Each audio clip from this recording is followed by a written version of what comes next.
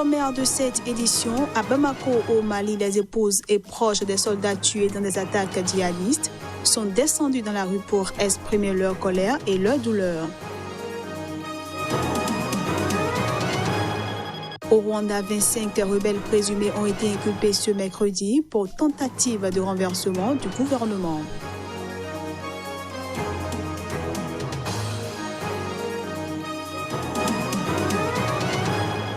Et puis le Premier ministre sortant Justin Trudeau, candidat à sa réélection le 21 octobre prochain, a commenté aux côtés de ses rivaux le premier débat des élections canadiennes.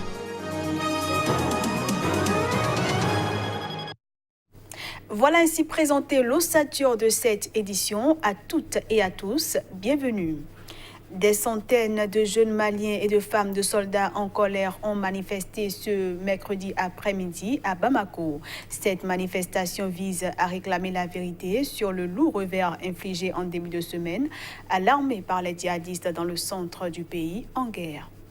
Plusieurs centaines de jeunes et de femmes de militaires du camp Para ont bloqué ce mercredi l'avenue Mohamed V de la capitale Bamako, qui mène vers la résidence du président Ibrahim Boubacar Keïta. Ils protestaient suite aux attaques de djihadistes autour des camps militaires de Boulkessi et Mondoro. Des jeunes qui ont mis sur la route des pneus avant de les brûler, obligeant les automobilistes à rebrousser chemin. Nous sommes soldates. En acceptant de les épouser et de faire des enfants avec eux, nous sommes devenus soldates. Nous consentons à ce que nos enfants et nos maris se vouent au Mali et se battent pour lui. Mais il est inadmissible de les tuer sans cause. Même quand ils mettent la main sur les ennemis, ils sont contraints de les relâcher. Et leurs prisonniers sont mieux nourris qu'eux. Nous ne cautionnons pas cette situation inadmissible. Et nous voulons des explications claires au sujet de Boulkessi, un camp militaire qui a été attaqué par des djihadistes.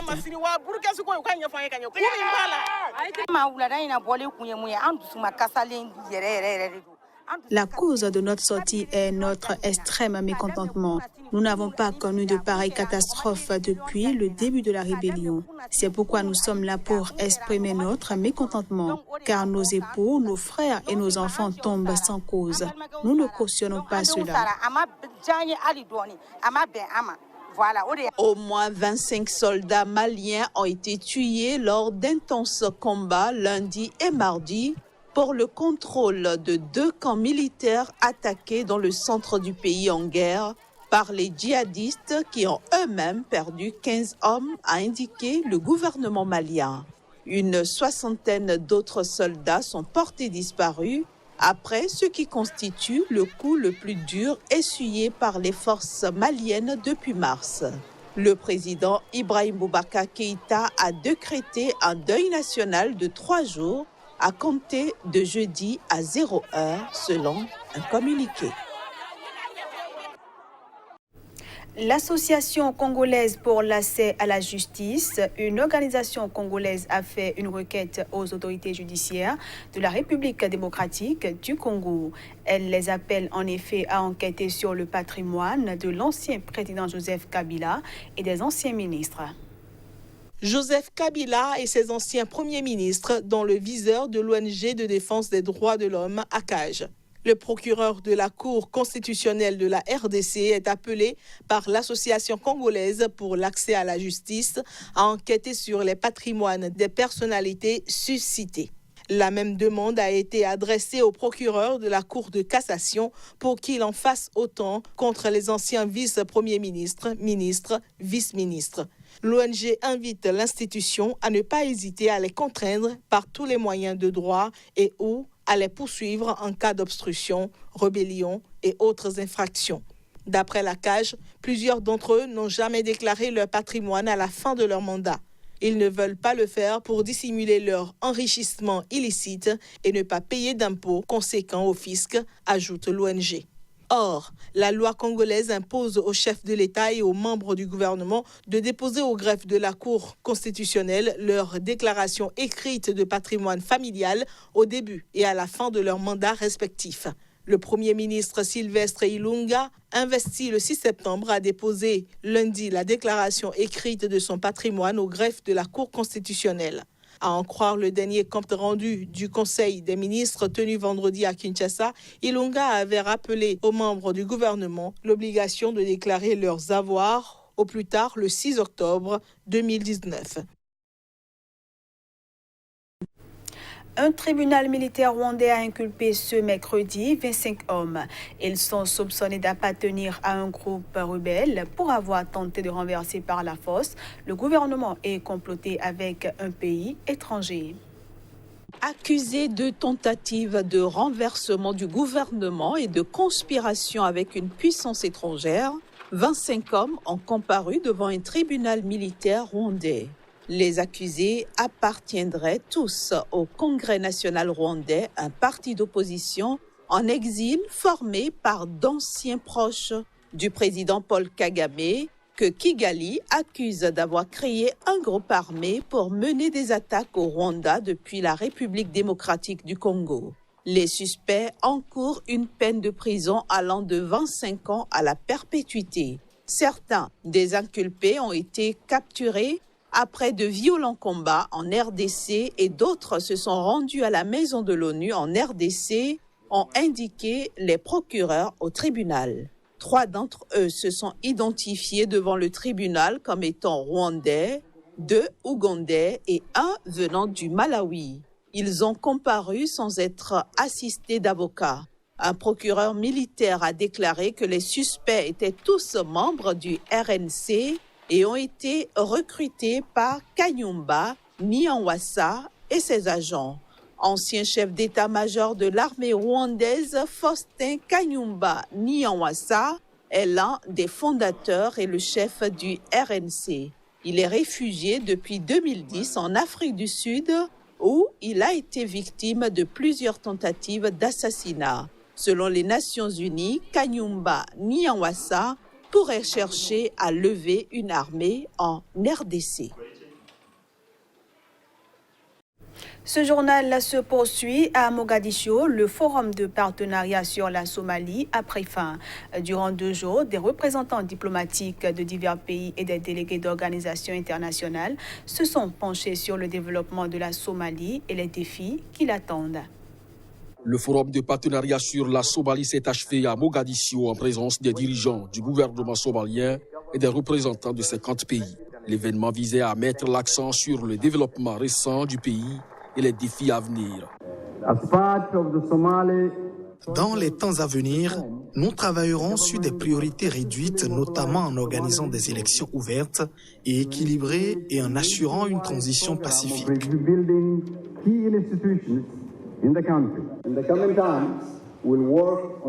Dans les temps à venir, nous travaillerons sur des priorités réduites, notamment en organisant des élections ouvertes et équitables et en assurant une transition pacifique. Le vice-premier ministre a invité la communauté internationale à collaborer étroitement avec la Somalie pour organiser des élections en 2020-2021. Au Canada, le Premier ministre sortant Justin Trudeau, candidat à sa réélection le 21 octobre prochain, a commenté aux côtés de ses rivaux, dont le conservateur Andrew Scheer, le premier débat des élections canadiennes. Je pense qu'on a souligné le fait que depuis 4 ans, on a livré sur nos promesses d'investir dans les communautés, d'investir dans la classe moyenne, de créer des emplois, de sortir les Canadiens de la pauvreté.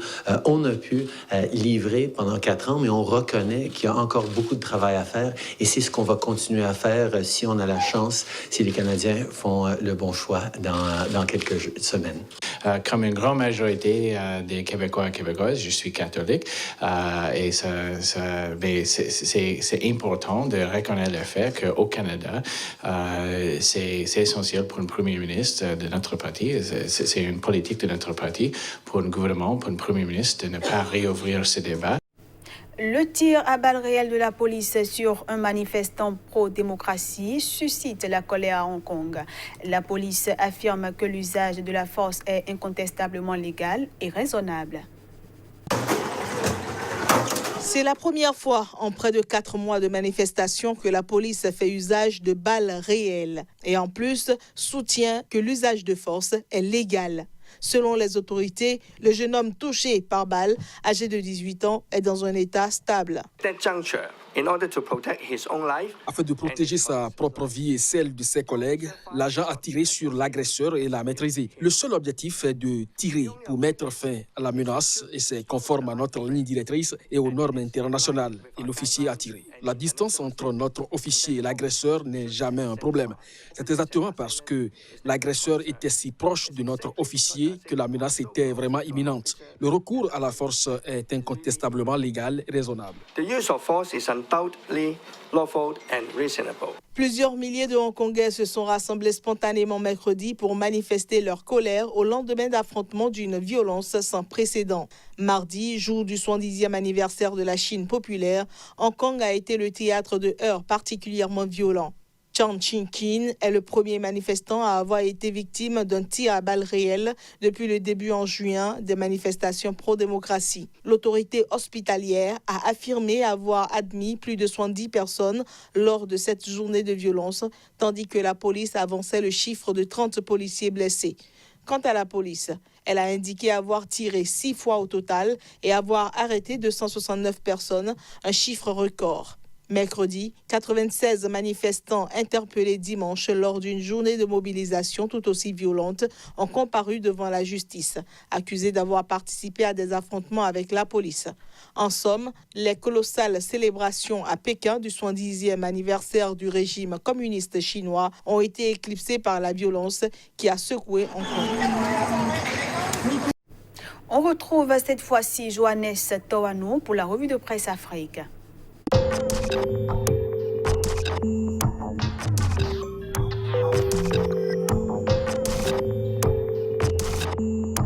Bonjour à tous et bienvenue dans la revue de presse Afrique du jour. On démarre par la Côte d'Ivoire où Fraternité Matin relaie le compte-rendu du Conseil des ministres. Budget 2020, 8 061 milliards de francs CFA pour poursuivre le développement. Le Patriote de poursuivre, écoles, routes, ponts, électricité. Au centre de santé, Ouattara, pourquoi son bilan fait si peur? Aux abois, l'opposition cherche à saboter la présidentielle de 2020. Mais la voix originale n'est pas de cet avis et affiche présidentielle de 2020 en Côte d'Ivoire. Ouattara opte définitivement pour la bagarre électorale. Et puis, fin d'exil pour près de 400 pro-Gbagbo, le FPI reconstitue ses forces pour 2020. Passage de témoin à la tête de la CEI, le quotidien L'Intelligent affiche en manchette commission électorale indépendante Youssouf Bakayoko par la tête haute. Le nouveau réveil sur notre actualité, incarcération du vice-président du PDC-IRDA, les vrais dessous de l'acharnement sur Mongwa, la direction du PDC-IRDA prend les choses en main. Au Burkina Faso, le quotidien Le Pays s'intéresse à la situation sécuritaire. Dans le BAM, les déplacés expriment leur colère. Le gouverneur assure. Des corps ne sont toujours pas enterrés parce qu'il n'y a personne pour le faire, dixit Isiaka Sawadogo de l'ODJ. Et puis toujours avec Le Pays, commémoration du 32e anniversaire de décès de Thomas Sankara sous le signe de la lutte contre le terrorisme. Même titre avec l'Express du Faso, commémoration du 15 octobre, 72 heures pour faire revivre Thomas Sankara et ses idéaux. La crise qui secoue le CDP, parti de l'ancien président Blaise Compaoré avec Le Quotidien qui relaie les propos de Mahamadi Kouanda. C'est moi qui ai forcé Achille Tapsoba à remettre la direction du parti à Edi. Sidouaya revient sur le drame de tout un continent, immigration clandestine, récit d'un voyage en enfer. Au Togo, à présent, le quotidien Liberté titre « Reconstruction du grand marché de Lomé, le maire de Golfe 4 remet le Premier ministre à sa place ». Autre sujet, à la une du même journal, déclaration des biens, Fort Yassingbe et sa promesse du 26 avril 2019. Togo Matin s'intéresse à une autre actualité placarde à sa une, rentrée politique que réserve Agbeyome Kodjo et son parti en 2020. Et puis, gestion de la commune du Golfe 4, non encore installé maire, Fabre monte sur ses grands chevaux. L'hebdomadaire La Nouvelle Tribune à présent, forte pluie sur Lomé hier, plusieurs quartiers inondés.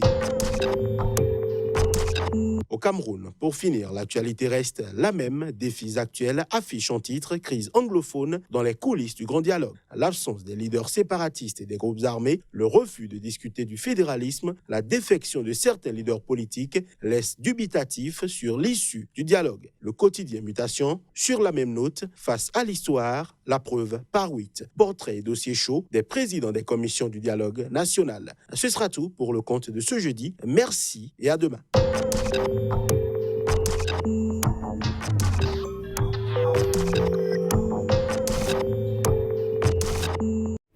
Et voilà, mesdames, messieurs, ce sera tout pour cette édition. Merci à tous de l'avoir suivi.